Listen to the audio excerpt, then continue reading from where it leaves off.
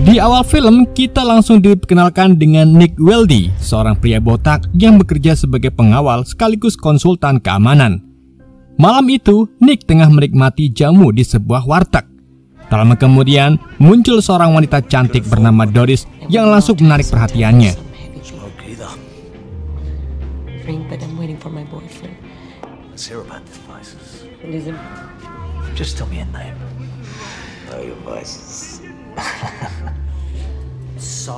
Namun suasana berubah ketika pacarnya yaitu Osgood datang menghampiri. Om-om itu mengajak Doris menikah dan pindah tempat tinggal demi mengembangkan bisnisnya. Akan tapi Doris menolak karena ia hanya ingin bersenang-senang tanpa ikatan. Di tengah perbincangan mereka, Nick tiba-tiba menarik tangan Doris, mengajaknya mabar dan membuat Osgood marah. Situasi pun memanas hingga Nick iseng menjambak rambut Osgood, dan ternyata rambut itu palsu. Melihat bagian depan kepala Osgood yang botak seperti dirinya, Nick pun tertawa terbahak-bahak. Doris yang malu dan kesal akhirnya mengajak Osgood pergi. Namun ketika mereka sudah di luar, Nick kembali muncul dan terus mengejek Osgood hingga pria itu benar-benar kehilangan kesabaran. Pertengkaran pun tak terelakkan. Nick mengajaknya gelut, namun Osgood menghajar Nick hingga tersungkur. Doris pun makin kagum dengan keberanian kekasihnya.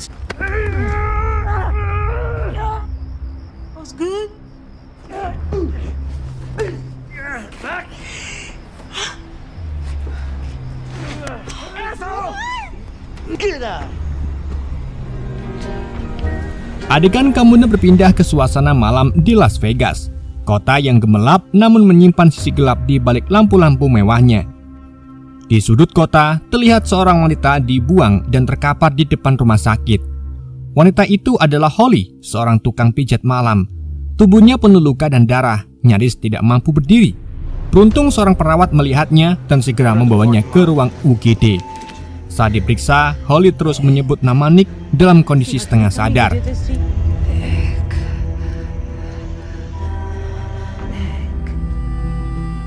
Sementara itu, Nick terbangun dari boboknya lalu berangkat ke kantor.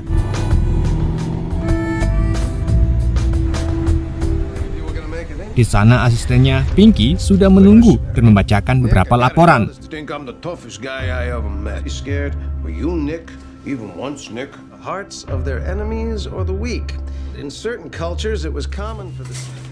Tak lama kemudian datang seorang pemuda dari Tibet bernama Cyrus Kinnick.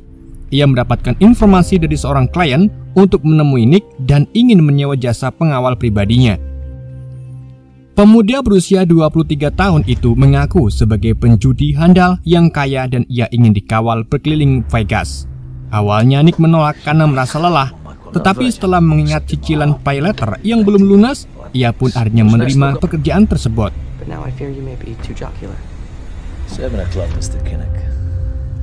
I'm staying at Caesars, Mr. Wilde. Screwed up, not either. What do you want to be frank about? Setelah pertemuan singkat itu, Nick pergi ke sebuah warteg untuk sarapan. Namun saat hendak memarkir mobilnya, Osgood muncul dari belakang. Disinilah terungkap bahwa perkelahian semalam hanyalah sandiwara agar Doris semakin mencintai Osgood. Sebagai ucapan terima kasih, Osgood memberi Nick $1.000. Meski tarif yang disepakati hanya 500 karena aksi Nick yang membongkar kebotakannya justru membuat Doris mencintainya apa adanya. Namun Nick yang tulus akhirnya mengembalikan setengahnya karena merasa cukup melihat temannya bahagia.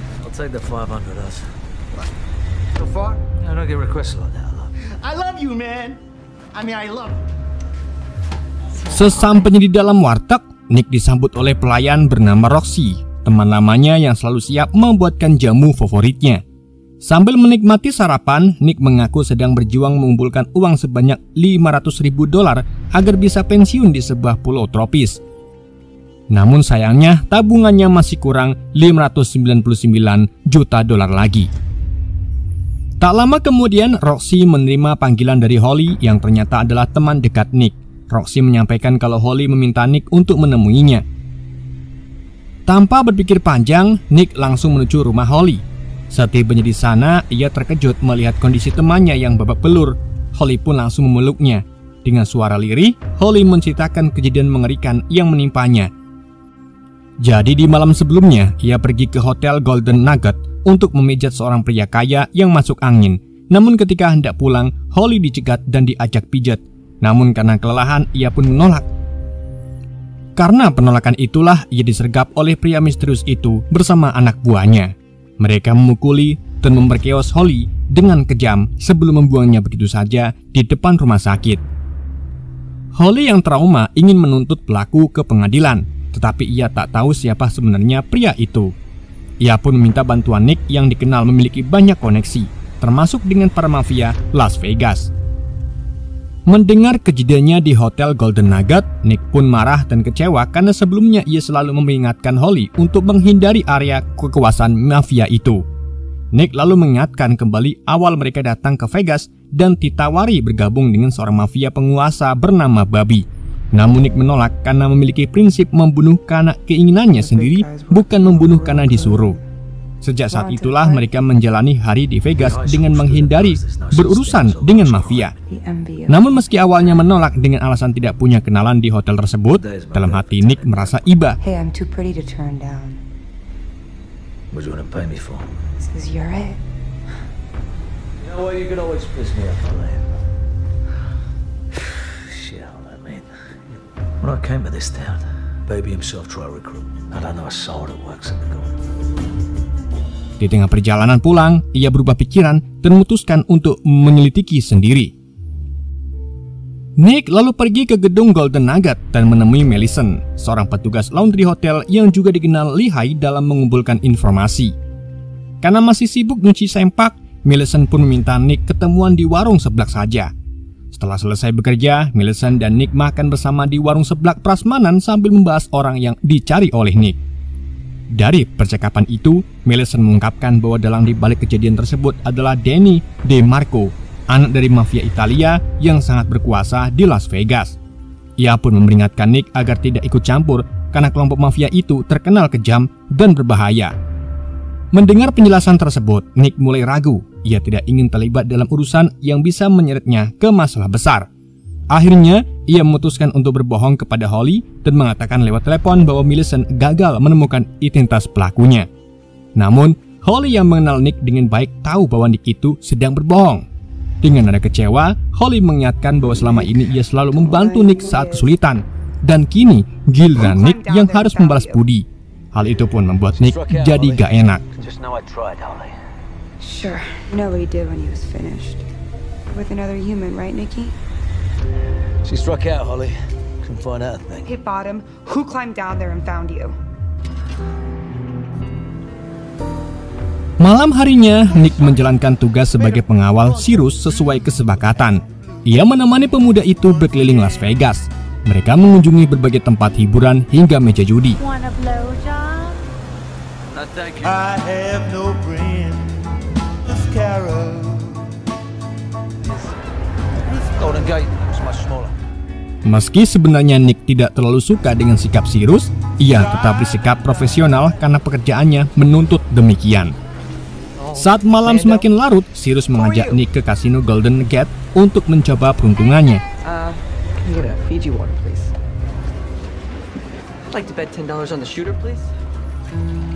Saat Nick mengawalnya dari belakang, datanglah seorang karyawan kasino bernama Cassandra yang juga merupakan temannya. Cassandra merasa heran melihat wajah Nick yang murung, namun Nick hanya tersenyum dan mengatakan bahwa ia baik-baik saja. Padahal pikirannya masih dipenuhi rasa bersalah dan gak enak kepada Holly. Setelah lama berpikir, akhirnya Nick memutuskan untuk membantu Holly bagaimanapun resikonya. Ia pun berpamitan kepada Cyrus meski jam kerjanya belum selesai, lalu bergegas pergi. Nick segera menuju ke rumah Holly dan menyebutkan nama Marco, pria yang selama ini berhubungan dengan mafia. Ia berencana untuk sekedar memberi peringatan agar masalah tidak semakin besar. Namun ternyata sejak awal Holly tidak berniat membawa kasus ini ke pengadilan. Ia justru ingin membalas dendam kepada Marco atas penderitaan yang ia alami dengan menyunati titiknya. Dengan terpaksa, Nick pun menuruti permintaannya.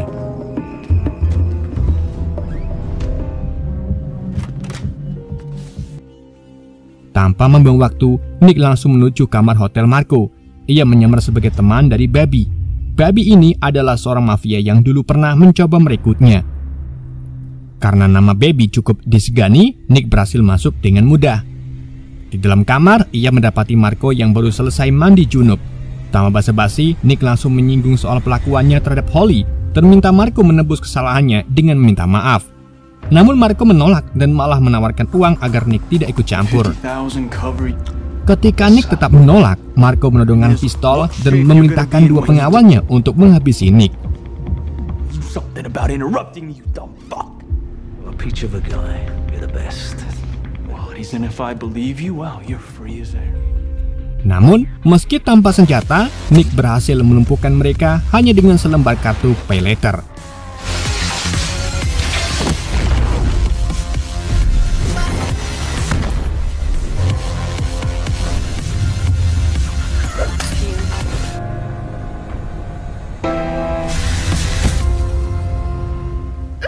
Setelah pertarungan epik itu, Nick mengikat ketiganya. Tak lama kemudian, Holly muncul di kamar Marco. Ia mengambil uang dari brankas lalu menyerahkannya kepada Nick. Namun amarahnya belum reda. Ia mengambil gunting dan mulai menyiksa sempolan Marco perlahan-lahan. Dalam kondisi penuh rasa sakit karena sempolannya disunat, Marco akhirnya menangis dan mohon ampun. Please don't. Little tiny cut right on the envy of all mankind. Please don't. Setelah merasa puas, Holly menghentikan aksinya dan meninggalkan kamar hotel tersebut. Di luar, Nick menyarankan agar Holly segera kabur dari kota sebelum para mafia menuntut balas. Ia pun membagi rata uang hasil rampasan itu agar Holly bisa memulai hidup baru di tempat yang jauh. Sementara Holly bersiap pergi, Nick justru memutuskan untuk berjudi. Berharap bisa menggandakan uangnya sebelum meninggalkan Las Vegas untuk selamanya. Nick lalu menemui Cassandra di kasino dan bermain blackjack. Awalnya keberuntungannya cukup baik. Ia berhasil menang berkali-kali meski hanya bertaruh kecil.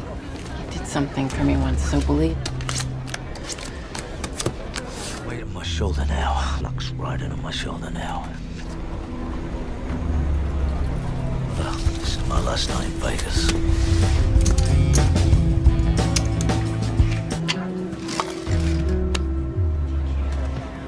Namun ketika Cassandra beristirahat dan posisinya digantikan oleh seorang bandar pria, Nick kehilangan mood dan memilih beristirahat sambil memesan jamu. Tak lama ia bertemu kembali dengan Cyrus yang masih nongkrong di area kasino. Mereka mengobrol santai sambil minum jamu dan mengungkapkan impiannya berlayar di pulau impian meninggalkan Vegas. Hingga Nick akhirnya kembali tergoda untuk bermain lagi. Kali ini keberuntungan benar-benar berpihak kepadanya. Dalam waktu singkat, Nick memenangkan ratusan ribu dolar. I'm not greedy.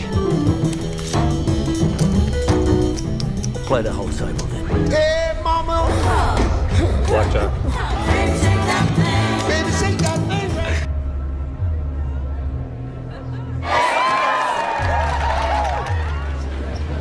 Ia dan Cyrus pun merayakannya dengan penuh sukacita. Namun sebelum menukarkan koinnya menjadi uang, Nick mendadak berubah pikiran. Ia merasa $500 juta tidak cukup untuk hidup 5 tahun di pulau impiannya. Dengan ambisi ia menguasai dirinya, ia mempertaruhkan seluruh kemenangannya dalam satu putaran terakhir. Sayangnya, nasib baik tak selalu berpihak kedua kali. Cassandra yang sudah kembali menjadi bandar membuat Nick rungkat hanya dalam satu putaran. This fella's getting awful heavy. It's just like we started, Cass.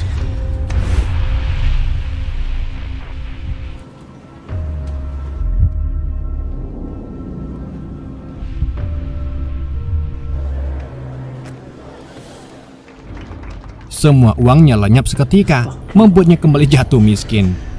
Dalam keputusasaan, Nick menenggak minuman autan, campur jamu, hingga jatuh pingsan.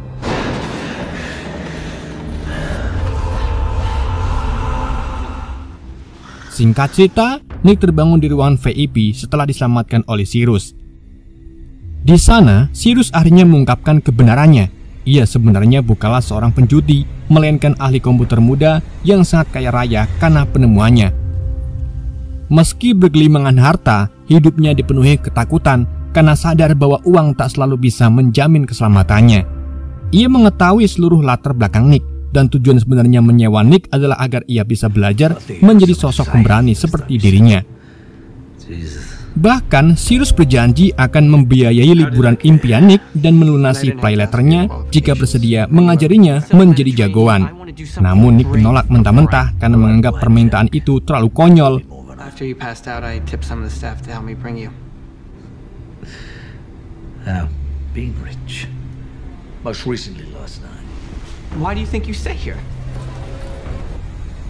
Ia pun meninggalkan ruangan VIP dan kembali menenangkan diri di bar sambil minum ciu.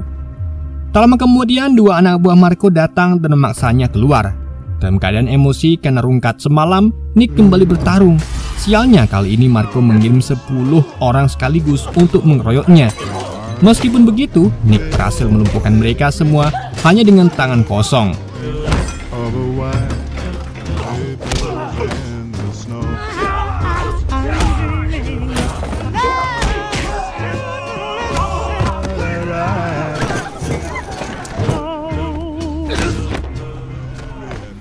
Belum sempat bernapas lega, datanglah anak buah Baby yang memintanya baik-baik ikut menemui sang mafia kondang itu.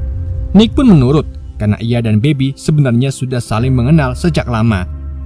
Setibanya di markas Baby, Nick disambut dengan ramah sebelum akhirnya dihadapkan kepada Marco. Baby ingin memastikan apakah benar Nick menghajar Marco hingga babak belur, sebab nama besarnya itu ikut tercoreng akibat kejadian tersebut. Dan jika terbukti bersalah, ia akan membunuhnya. Dalam pertemuan itu, Marco berusaha memutarbalikkan fakta dengan menuduh Nick telah menembak mati anak buahnya. Pernyataan Marco membuat Baby bimbang. Ia lalu memberi kesempatan Nick untuk berbicara. Mendengar tuduhan itu, Nick meminta izin mengajukan 2 pertanyaan kepada Baby. Pertanyaan pertama, ia bertanya apakah selama ini Baby pernah melihatnya menggunakan senjata api. Baby pun menegaskan bahwa selama mengenal Nick, ia tahu pria itu tidak pernah memakai senjata. Baby bahkan menyampaikan kepada Marco bahwa Nick mampu membunuh hanya dengan sebuah asbak. Dari sini jelas bahwa Marco berbohong. Pernyataan kedua lebih mengejutkan. Nick meminta Baby menilai sendiri dengan menyuruh Marco membuka celananya untuk menunjukkan bekas luka sunat yang menjadi bukti bahwa Marco lah yang memulai keributan dengan Nick lebih dulu. Namun karena malu, Marco menolak melakukannya. Akibatnya, Baby langsung memihak Nick dan mengusir Marco dari tempatnya. Ia pun meminta Nick untuk segera meninggalkan kota sebelum masalah semakin besar. Dan Marco pasti akan mengerahkan seluruh anak buahnya untuk membunuh Nick. Setelah pertemuan itu, Nick pulang dalam keadaan gelisah. Ia sadar bahwa Marco tidak akan tinggal diam.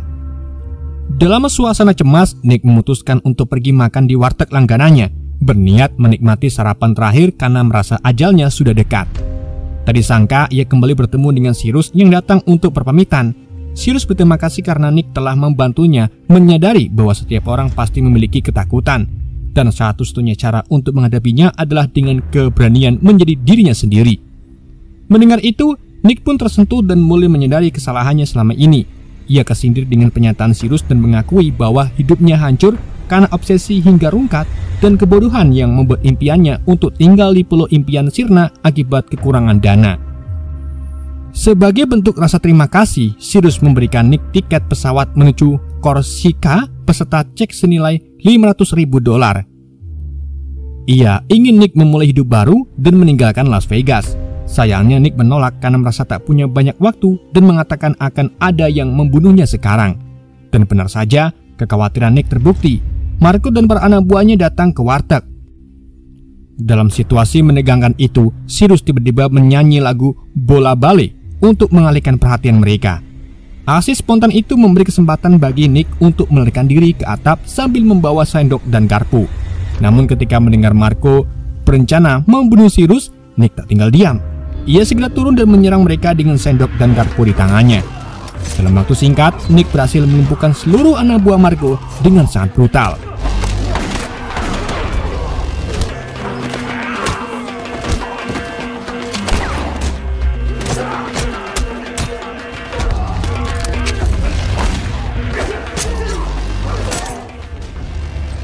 Kemudian mengamuk hingga membunuh Marco sendiri. Setelah semua selesai, Nick panik dan berniat segera meninggalkan Las Vegas sebelum pasukan Marco yang lain berdatangan. Namun sebelum pergi, Sirius kembali menghampirinya dan bersikeras menyerahkan tiket serta cek itu sekali lagi. Meski sempat menolak, Nick akhirnya menerima pemberian tersebut. Ia berterima kasih karena Sirius telah memberinya alasan baru untuk hidup. Sementara Sirius juga berterima kasih karena berkat Nick, ia belajar menjadi orang yang berani. Dan film pun berakhir dengan pesan moral bahwa sunat itu penting. Film pun berakhir.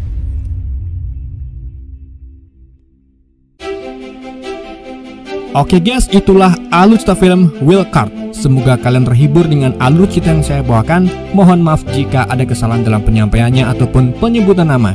Sekian dari YND, sampai jumpa di video berikutnya.